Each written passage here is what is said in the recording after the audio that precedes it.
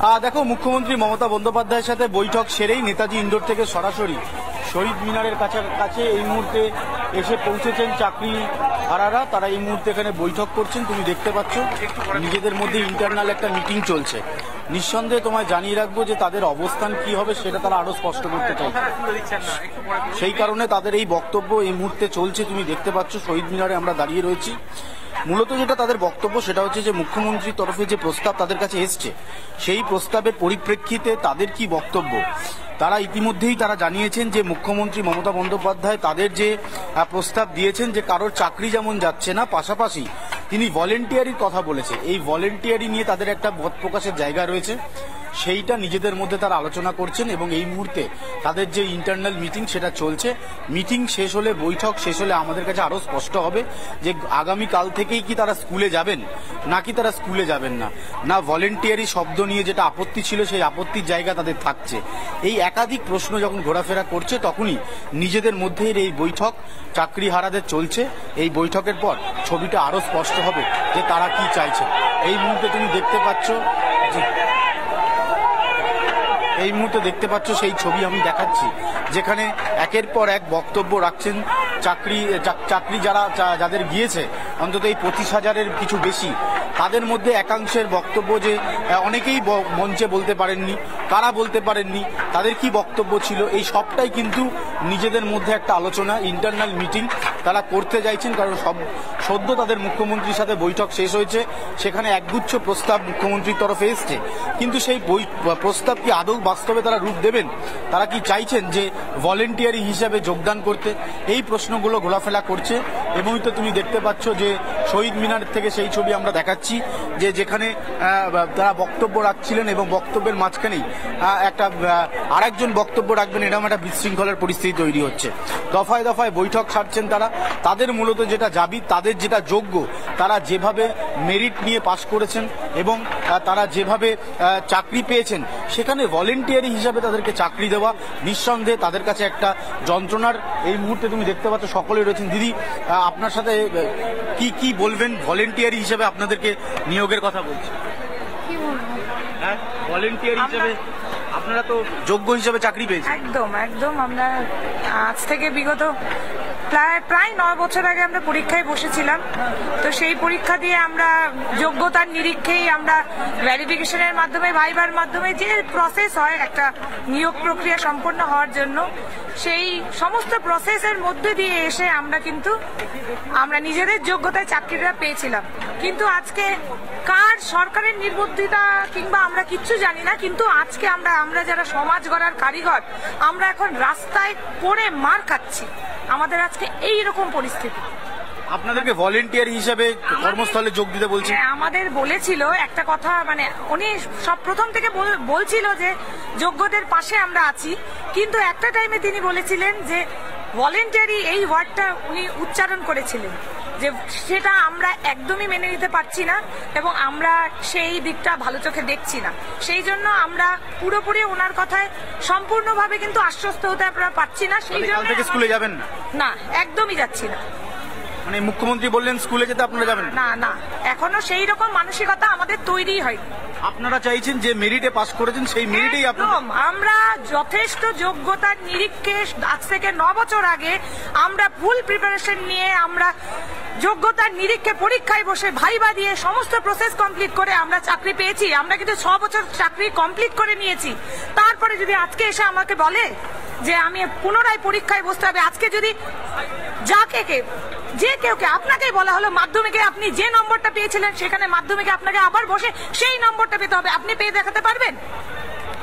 এটা তাহলে কালকে স্কুলে যাচ্ছেন না? আমি তো যাচ্ছি না। একদমই তাই। একটু ছবিটা দেখাতে বলবো। তুমি দেখতে পাচ্ছ যে নিজেদের মধ্যে বিভিন্ন আলোচনা পর্ব সারছে, তার মধ্যেই বাকবিতণ্ডা তৈরি হচ্ছে, উচ্চ বাক্য বিনিময় চলছে। যারা রয়েছেন আমি তাদের সাথে আরেকবার একটু কথা বলবো। আগামীকাল কি স্কুলে যাবেন? অবশ্যই। ভলেন্টিয়ার হিসেবে জয়েন? না, ভলেন্টিয়ার না, যেরকম মঞ্চিত বলছেন ভলেন্টিয়ার। না, এরকম কিছু বলেননি। যেরকম আমরা কাজ করছিলাম সেরকমই কাজ করবো, যেহেতু আমাদের এখনো টার্মিনেশনাল টায়ার স্কুলে পৌঁছায়নি, আমরা আগে যেরকম ছিলাম সেরকমই কাজ করবো। একদমই তাই। আমি আরো একটু ছবি দেখাবো এবং রাজশেখরকে বলবো এদিকে আসার জন্য, যে দফায় দফায় তাদের বৈঠক চলছে। আমরা শহীদ মিনার থেকে সেই ছবি দেখাচ্ছি।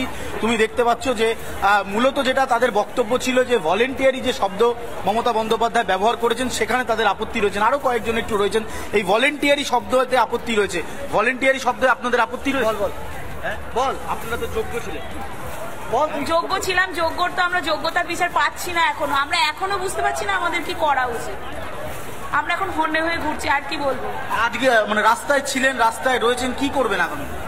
তাই জানি না, চেষ্টা করছি নিজেদের জায়গা বাঁচানোর, যেখানে সেখানে যেখানে যেতে বলছি সেখানেই তো যাচ্ছে। আর কালকে স্কুলে যাবেন? সেটাও আমরা এখনো জানি না। এখনো প্রপার সিদ্ধান্ত তারা নিতে পারেননি। আমি তোমাকে দেখাচ্ছি, তুমি দেখো শহীদ মিনার থেকে সেই ছবি দেখাচ্ছি। দফায় দফায় নিজেদের মধ্যে আলোচনা সারছেন যারা রয়েছেন তারা প্রত্যেকে। ফলে সব মিলিয়ে তাদের বৈঠকের পর আরো ছবিটা একেবারে স্পষ্ট হবে।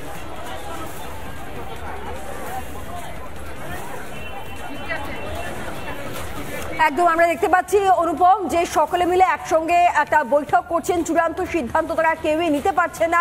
সত্যি কতটা অসহায় অবস্থা তৈরি হলে এ রাজ্যের একদল শিক্ষক কর্মীদের এই ভয়ঙ্কর অবস্থা হয়। এদের মধ্যে যারা যোগ্য তারা কোনো কারণ ছাড়া, কোনো দোষ ছাড়া নিজেদের যোগ্যতায় তারা চাকরি করছিলেন, আগামী প্রজন্মকে তৈরি করার চেষ্টা করছিলেন। এখন তারা জানেন না যে আগামী কাল থেকে তারা ঠিক কি করবেন। তার কারণ আজকে মুখ্যমন্ত্রীর কথা বলার সময় বারবার কখনো কখনো তো সুপ্রিম কোর্টের দিকে আঙুল তুলে দিয়েছেন, কখনো বলেছেন তিনি নাকি সুযোগই পাননি যোগ্য অযোগ্য ভাগ করার, আবার কখনো বলছেন সরকারিভাবে কোনো চিঠি তো তাদের কাছে যায়নি, কাজে আপনারা স্কুলে যান। কিন্তু নিশ্চয়তা কোথায়, কি করবেন এরা? আমি আরো একবার অনুপমের কাছে যাব এবং সেখানকার উত্তাপটাকে সত্যি বোঝার চেষ্টা করব। অনুপম,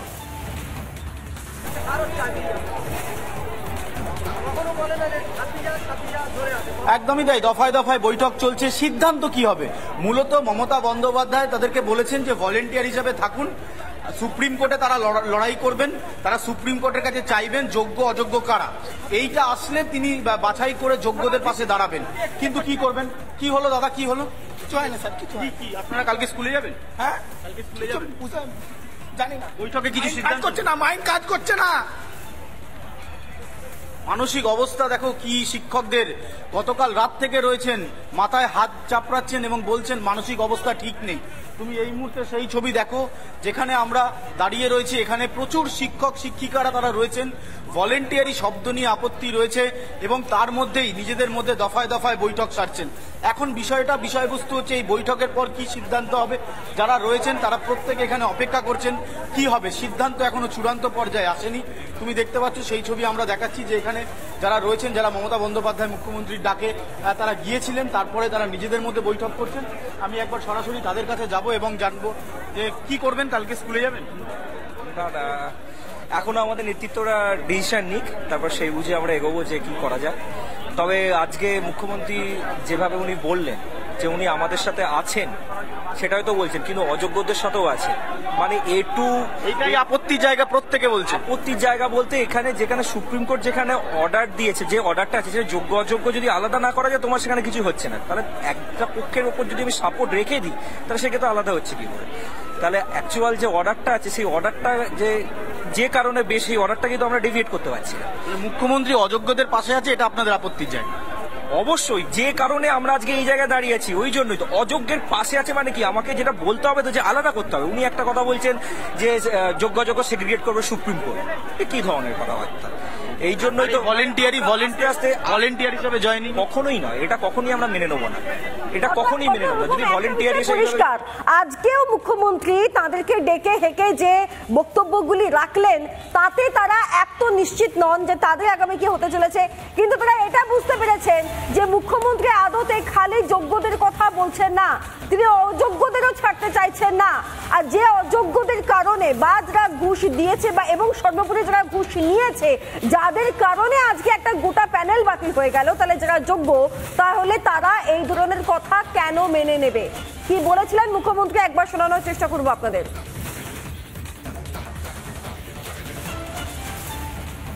মনে হয় আপনারা নিশ্চিন্তে থাকুন, চিন্তা করবেন না এবং যোগ্য অযোগ্যের মধ্যে গন্ডগোল লাগাবেন না।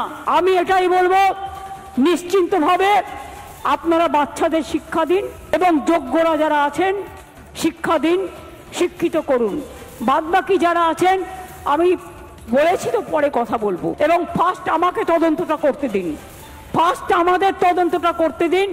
আমরা ক্লারিফিকেশন চাইব, আইনের ধারা অনুযায়ী কাজ করব, আইন মোতাবেক কাজ করব, বাট কারো চাকরি যাওয়াটা আমাদের ধর্ম নয়, চাকরি ফিরিয়ে দেওয়াটা, চাকরি করে দেওয়াটা আমাদের ধর্ম।